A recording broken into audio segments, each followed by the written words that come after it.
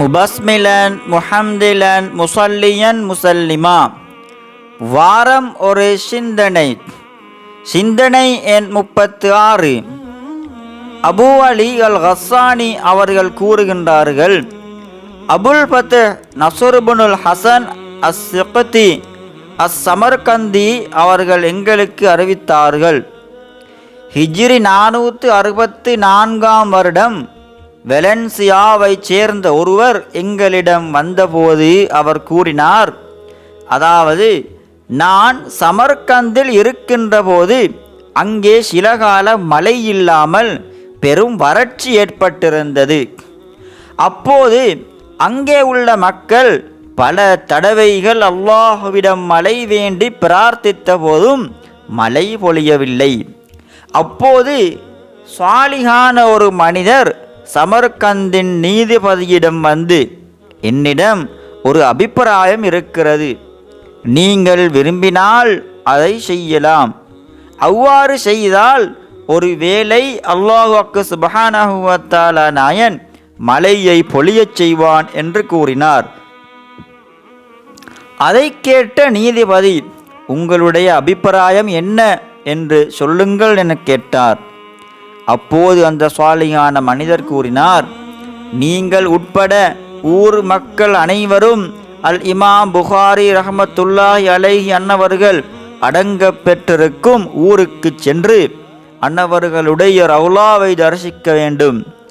மேலும் நாம் அல் இமாம் புகாரி ரஹ்மத்துல்லாஹி அலைஹி அன்னவர்களின் பொருட்டை கொண்டு மழை வேண்டி அல்லாஹ் சுப்ஹானஹு வ தஆலா நாயனிடம் அங்கே பிரார்த்திப்போம். அவ்வாறு செய்தால் அல்லாஹ் எங்களுக்கு மழை பொழியச் செய்வான் என்று கூறினார்.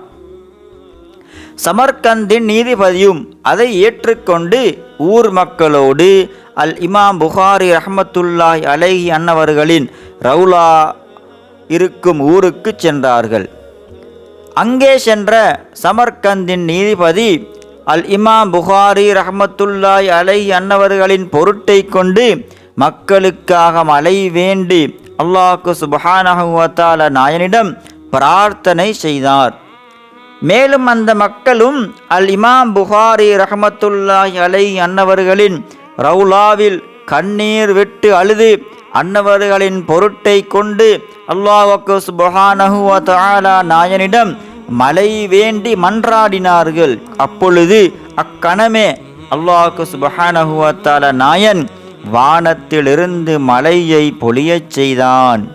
எந்த அளவுக்கு என்றால், தண்ணீர் அதிகரித்து வெள்ளம் பாய்ந்து ஓடும் அளவுக்கு மழை பொழிந்தது. இதனால் மக்களுக்கு பாதையில் போவதற்கு கூட முடியாமலாகிவிட்டது. அதன் காரணமாக அந்த மக்கள் சுமார் 7 நாட்கள் அங்கே தங்க வேண்டி இருந்தது. ஏனென்றால் அங்கிருந்த ஒருவருக்கும் அங்கிருந்து சமர்கந்தை நோக்கி செல்வதற்கு கஷ்டமாகிவிட்டது. அந்த அளவுக்கு தண்ணீர் பாதைகளில் நிறைந்திருந்தது என்ற செய்தியை கூறி காட்டினார்கள்.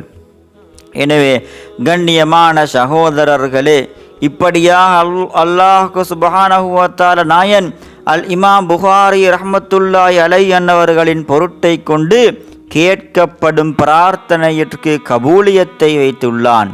ஏனென்றால் அந்த அளவுக்கு அல் இமாம் புகாரி ரஹ்மத்துல்லாஹி அலைஹி அன்னவர்கள் பெருமானார் ஸல்லல்லாஹு அலைஹி வஸல்லம் அன்னவர்களின் ஹதீதுகளை பாதுகாக்க அதிகமான தியாகங்களை செய்து மிகவும் சிரமப்பட்டுள்ளார்கள்.